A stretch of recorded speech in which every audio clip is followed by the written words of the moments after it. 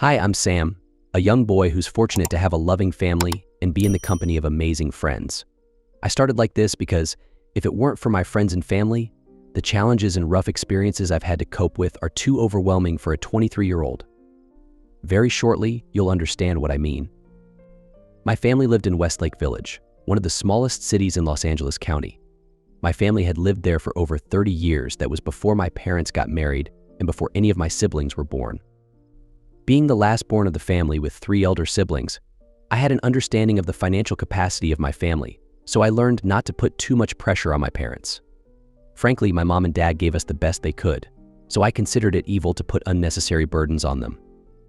I decided that I'd enroll in a junior college, a community college after secondary school, and my primary reason was that, at that time, my 3 elder siblings were already in the university, and the financial burden was even more drowning on my parents.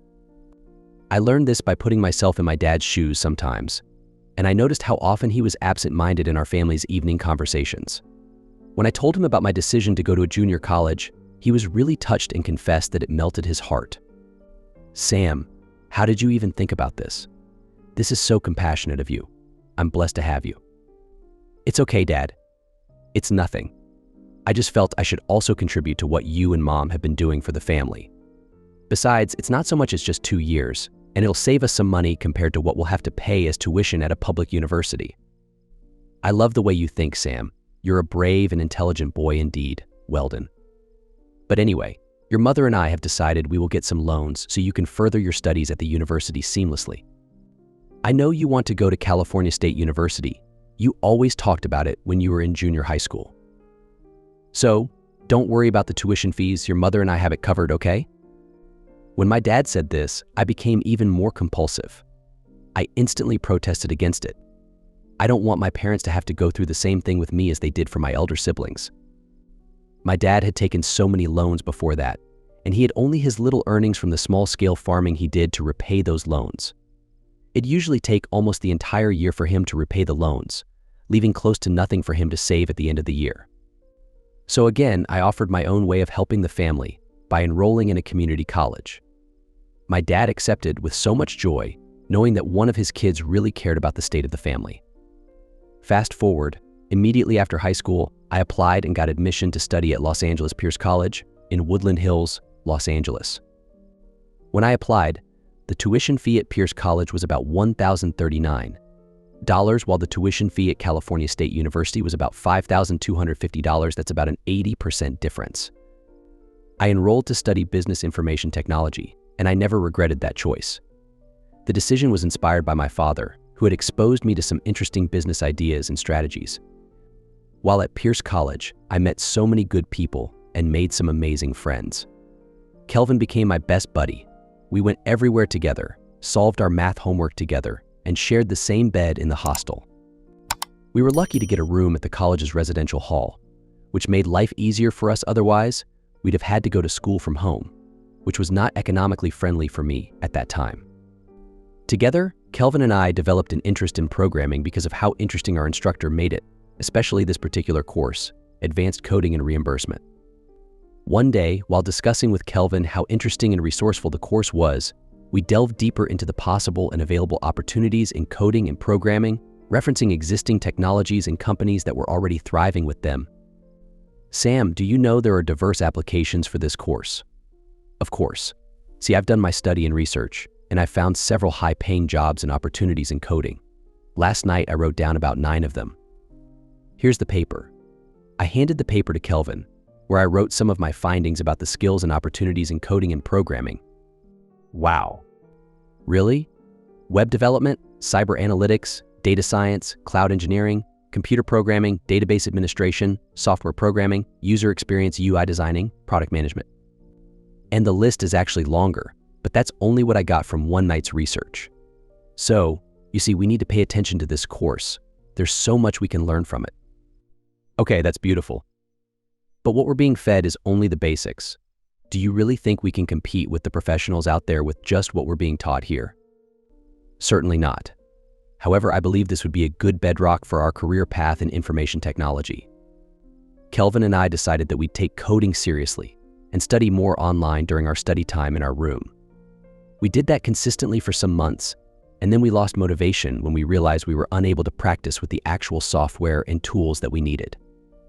However, we consoled ourselves with the fact that we could easily continue learning as soon as we graduated from college. After 2 years, we graduated from Pierce College with our heads held high, excited that we had gotten some college experience and ready to start something real with our skills. We decided to choose an aspect of coding we wanted to focus on. Kelvin went for software programming, and I settled for app development. They both have some similarities, but they also have their peculiarities. Unfortunately, after a few months, Kelvin's family relocated out of the city, and we had to continue our tech adventures separately. Although we still continued to check on each other to measure our progress, it was not the same without Kelvin around.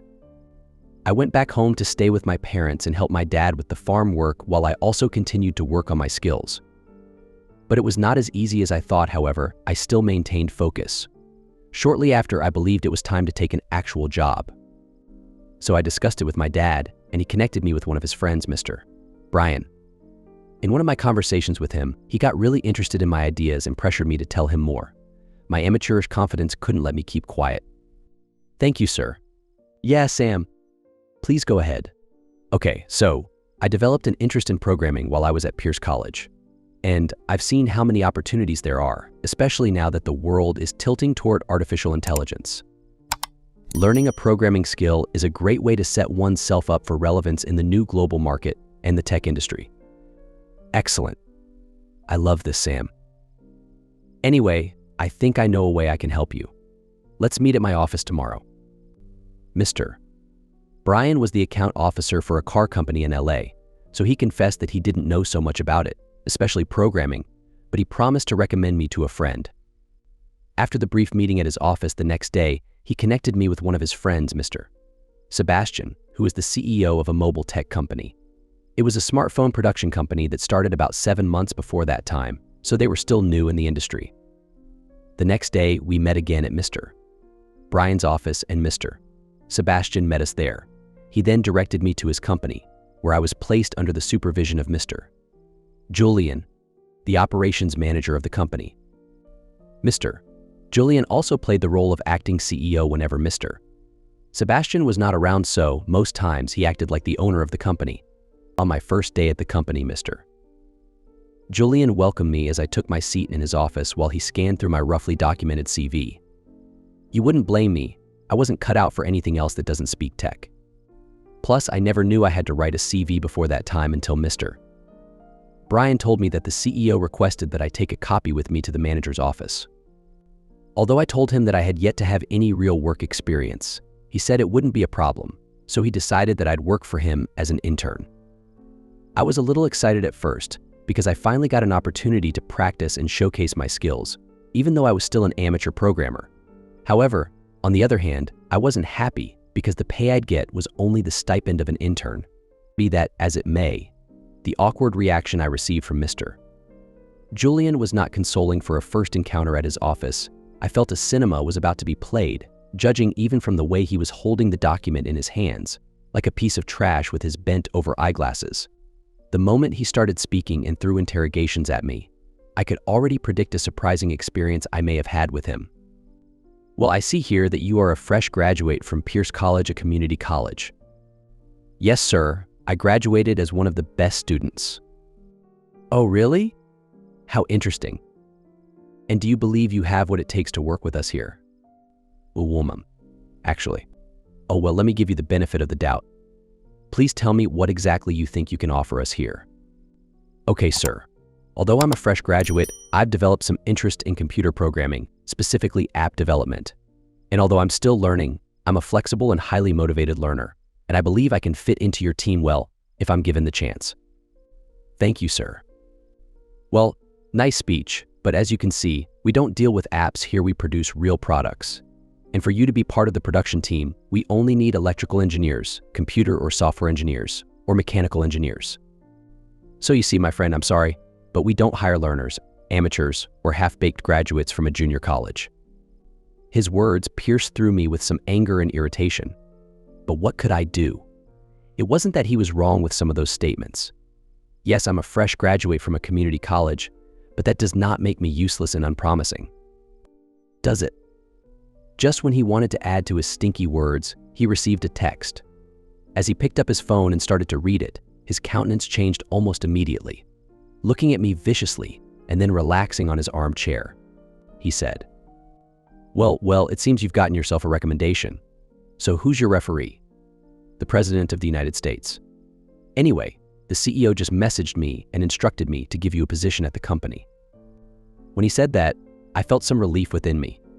Finally, I'll get a job, but he was right. I'm not an engineer, and I've not even got any of the basics to be a smartphone engineer. But at that moment, I really didn't care about those things anymore. I was excited to know that I would be working in a tech organization and be proud to call myself an employee. I quickly came out of my thoughts to say something in response to the current development in our conversation. Thank you, sir. I'm very excited to work with you, and where exactly am I going to place you here? You have absolutely nothing to offer. Oh, well, I think I just discovered where you might be able to spend your time. Yes, you'll work with the marketing unit. When he mentioned that I would be in the marketing department, my mind immediately scanned through what I'd probably be doing there. I mean, how the heck do you put a potential world-renowned app developer in the marketing unit? I thought I was only thinking about it until the words jumped out of my lips. What? Sorry? Do you have something to say? You don't like to work here anymore? No, sir. I'm sorry. I was only thinking aloud. I'm okay with the opportunity, sir. Thank you so much. All right, great. I think you can resume tomorrow. Is that okay? Okay, sir. I appreciate it.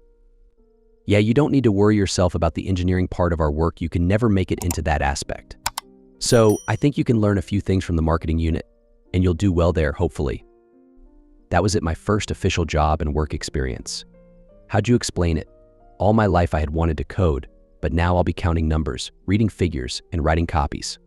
2 weeks into my new job, my journey into real trouble with Mr. Julian began fully. One day I was given a task to execute, and the deadline given to me was 2 hours. The task looked simple at first, and I thought it'd be a walkover. Unknown to me, that produced a serious catastrophe in addition to the hostility that Mr. Julian already had towards me, all just for being a community college graduate. 2 weeks after my appointment, I got a task to reproduce a particular marketing copy for one of the new phone models the company wanted to release to the market. All I had to do was replicate one of the previous copies from a previous campaign and retailor it for the new product. But I blew it. I left out some essential details from the original content that was supposed to be featured on the campaign posters. The designers and publishers had already printed several copies of the posters. It turned out to be a loss to the company. This was a huge mess for me, and when Mr. Julian got the report, he vented out his anger, and that kind of rage could scare off some wildlife. What the heck have you done? Sam. I'm so sorry, sir. Do you know what you've cost us? What sort of carelessness is that? Were your eyes not functioning? Couldn't you simply read through it before sending it to be printed out? I'm very sorry, sir. Oh, my apologies. How could I have forgotten so soon? You graduated from a community college, so most likely you skipped some classes on effective writing, communication, and attentive listening. That whole drama happened in front of my colleagues, with most of my marketing teammates also in the scene. The frustration was killing me, and I began to lose motivation even for the personal programming projects I was running at home. For more than a week, I kept having the playback of that scene in my head. Nothing was sufficient to calm the stormy emotions within my internal faculties. During the weekend of the same week, I sat down to reminisce, and I just kept feeling bad and bad. The only consolation I had was the fact that it wasn't supposed to be my job. This was not what I was cut out for. But then that particular incident confirmed Mr. Julian's speculations about me, because he kept addressing me with the phrase foolish whenever he wanted to call me out or assign a function to me. More often than not, he rubs the fact that I graduated from a community college in my face, mostly in the presence of my colleagues. Determined to respond to this graciously, I began to study marketing on the one hand while still holding on to my programming on the other. Every day when I returned home, I learned at least one new thing about marketing. I gathered materials online in PDFs and videos on YouTube, registered for webinars, and applied for some virtual professional courses for training. Well, it was not an easy schedule for me because I still had to keep up with my tasks at my workplace and also maintain focus on jibes and scorn. One day, I made a breakthrough discovery. I called it a breakthrough discovery because I had been doing a lot of study daily on how to make an impact and create a difference in the company. But first, I had to settle that I wasn't going to be on the engineering team since Mr. Julian had already written me off as unintelligent, naive, and untrainable, so I decided I'd prove myself some other way. However, I suffered several setbacks before I finally got that idea. I tried not to take all of my boss reactions to heart. Rather, I chose to respond differently. I had another encounter with Mr. Julian. This time we jammed at the stairway while I was rushing up to deliver a quick assignment given to me by the marketing team lead. Yeah, if it's not the amateur programmer, I hope you're now settling down to learn, and I hope you've not been causing the team more concerns. Good morning, Mr. Julian. Anyway, I strongly believe you still remember your position in this company. In case you still have hopes that you'll be one of the designers or engineers in the upper lab, you need to rethink, not while I'm still in charge of the affairs around here. Okay? Thank you, sir. So where are you off to anyway? I was sent to deliver some analysis to the supervisor in the quality control room. Very good. Now you're beginning to find where you exactly belong. After that episode with Mr. Julian that day, I was vexed, but I became stronger and more determined. Reminiscing about that particular moment conveys strength to me and fuels my courage to prove myself more valuable to the team than I'm regarded for. I had been improving on the marketing aspects of my own tasks at the company, but I still did not lose sight of my dream of being a professional developer. So here's the breakthrough idea. I don't know why it took me so long to realize. Perhaps it was because of the hostility I faced at my boss's hands, or I was too scared to believe in myself from the beginning. I studied the company carefully, and I realized that despite the good number of sales made weekly, there was no personalized experience created for the users and prospects. By now, I had started understanding some marketing techniques and terminologies so I could think from multiple angles. So I decided that I'd build my first mobile application for the company, and I'm going to do it all by myself with my resources. When I'm done, I'll present it to the CEO, Mr. Sebastian. This was crazy, yeah, I know. But I was determined to prove myself. So I had to train and retrain myself on some important additional skills like cross-platform development, back-end development, and mobile user interface UI design. I had to learn with professional tools such as JavaScript, C++, and Python. When I was done with the framework of what I was designing for the company, I mean the mobile app, I decided to mail it to the CEO, Mr. Sebastian. I sent a letter to him, along with a draft document showcasing my ongoing design of a mobile application for the company, which would help the company produce a better user experience for the customers and prospects. He replied to me about 3 days later, and that response was the energy I needed to scale up my vision and potential. Beautiful. Sam, this is huge. I can only imagine what more wisdom you have in you. No one had ever come up with the same idea and concept as yours for the company. You're indeed awesome and brilliant. I wish I could have more of you in the company. Kindly go on with this project, and when it is time for execution, let me know. Cheers. This meant a lot to me. At this time, I was already 8 months old at the company, and some other staff had been employed after me. However, Mr. Julian takes great delight in rubbing the work progress of the new workers on my face, especially those who work in the engineering section, the phone lab. Well, I can't deny that I made some mistakes and committed some blunders on the team during my first few months, and I got really sanctioned most times. If I'm honest, it wasn't an easy ride, but I'm glad I had people in my life who fueled my hopes and kept me focused. One of them, of course, was my dad. Before I started building the mobile application, I met with my dad concerning my struggles at my workplace, especially with Mr. Julian, my boss, and he made me realize that it's just normal to face certain challenges in life before you make genuine progress. How can I ever forget those positive and stilling words? My son, I understand what you're going through. Challenges are not meant to bring you down. Instead, they're ladders that you climb to reach your destination. Without challenges and opposition, one may never rise to any significant position in life.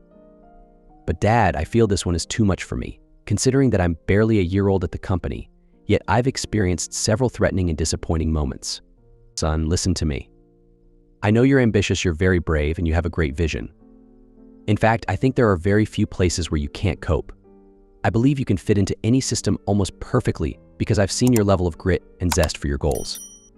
Thanks, Dad.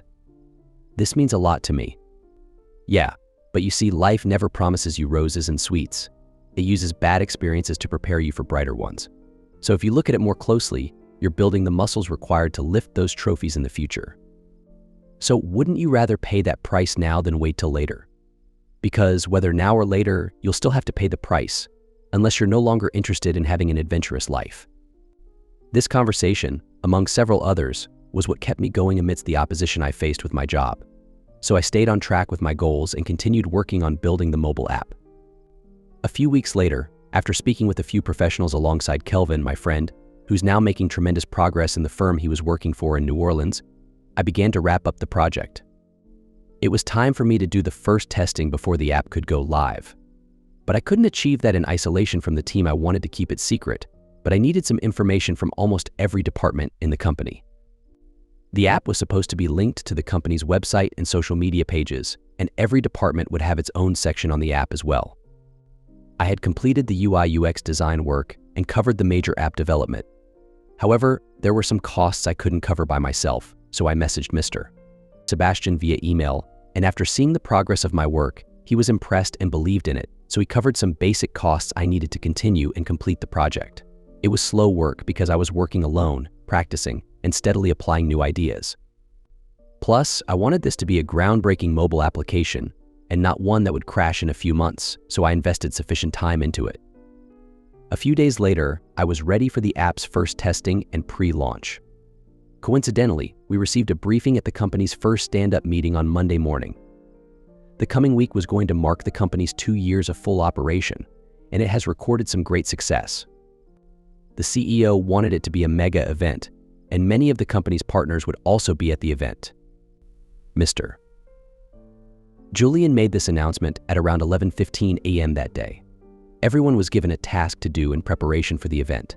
A committee was created to oversee these preparations. However, Mr. Julian called me and asked me to pick up a file for him at his office while he was still making the delegations. After I ran off to get the file, I bumped into one of the cleaners, and we collided with our shoulders. As a result of the little impact, the key to Mr. Julian's office fell from my hands. As I was stooping down to pick up the key, I overheard Mr. Julian addressing the other team members, which included some of my subordinates. He thinks he's going to get into the event. Not everyone is coming, especially not a foolish community college graduate who can never fit into our intelligent group. We are real and serious-minded people here, with real skills, getting real results. After hearing that statement, my heartbeat slowed, and I was disappointed again to hear Mr. Julian insult me, this time behind my back and in the presence of my subordinates. But anyway, I was glad, on the other hand, because Mr. Sebastian was acknowledging my work, and he was aware of the pre-launch and testing. All was set on my own end. The mobile application was created with perfection, and the designs were qualitative, with some of the professionals I contacted lauding me for it. As I returned to the conference room where the meeting was being held, I overheard Mr. Julian saying something interesting to the team that involved me, but this time it made me smile, and everyone was wondering what could probably cause me to smile. To them, if only I knew that Mr. Julian had already cut me off from the event. I should be crying instead of putting on a smile. Another good news, guys. The CEO just sent me a text saying that the event will also double as the pre-launch of our first official mobile application. That's a double celebration for the team. Everyone was excited, but I refrained from saying anything because I knew something awesome was already cooking. Although Mr. Julian already decided that I wouldn't be at the event, I waited patiently to receive a response from the CEO, and I received it early in the morning on D-Day. Fast forward, the day came. Everything was set. A spectacular evening of elegance and anticipation, nestled in a venue adorned with shimmering lights and contemporary design. The soiree promises an atmosphere of opulence and excitement. The stage was set, with the VIP table adorned with special highlights of drinks and assorted meals. Everyone was seated in their apportioned positions. The CEO, his business partners, and other invited guests all sat in the VIP area. When I arrived at the scene, some of the other staff were surprised to see me, and just as I was going quietly towards one of the seats behind me, I heard someone calling my name at the top of their voice. When I turned, it was the chairman, the CEO. He waved at me and asked me to come over to the VIP area. When I got there, he was smiling at me and made me sit directly beside him. "Sam, it's good to see you. How are you doing?" Thank you so much for having me here, and I'm doing really great. Oh, beautiful. But you came a little late. I hope all is well with you. Well, yes, sir. It's just that I was not allowed to be part of the event until the last email I received from you. What are you talking about?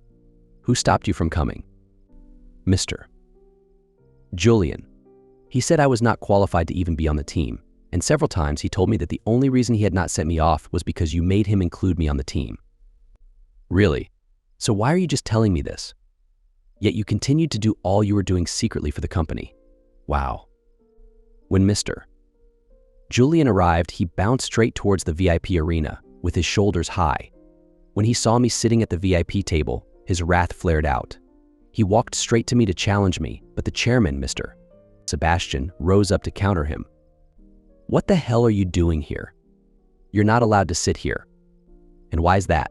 Sir, he's not supposed to be here. He has some pending tasks that he's yet to finish. Really? And why is he the only one who has a pending task? Every other staff member is present here. Why should he be missing? I've been told of your cruelty to this young man. I put you in charge of the company just to make the staff accountable to someone. But now, you're making a mess of it? I'm sorry, sir. Do you know this boy is one of the reasons why we're here today? Sam was the one who created the mobile application we're launching here today. I saw the stun on Julian's face when Mr. Sebastian made that last statement. After trying to apologize and give some excuses for his irrational attitude towards me over the months, Mr. Sebastian shut him down. You know what, Julian? You're not allowed to sit with us here. You can find somewhere to sit among the others. We'll have a special meeting in my office first thing Monday morning. After all the drama that almost ruined the event, the pre-launch was successful and another date was fixed for the proper launch. Mr. Sebastian announced at the event that I single-handedly created the app, and from that day on, I was greatly esteemed in the company. While I was still enjoying the honor I received at the event, Mr. Sebastian invited me to his office and handed me a letter of promotion. I was astounded. When I opened the envelope, I was reading one of the most stunning reports of my life. I didn't even know when I began to read it out loud. I was promoted to the position of Chief Technical Designer of the company, a position that placed me above Mr. Julian in the company. Just 2 days ago, I received a text from Mr. Julian, trying to apologize for the way he had treated me, and he even claimed that he was just trying to train me to make me strong and fit perfectly into the team. Now, he wants us to be friends. Well, I've yet to respond to his text. I think he's only trying to win my heart, but another part of me thinks he's for real. Perhaps he really wants us to be friends. Whatever the case may be, I'm super excited about this remarkable transformation in my life. I can't contain the joy. I've already shared it with Kelvin, and he'll be coming over from New Orleans very soon as we celebrate this new phase of my life together.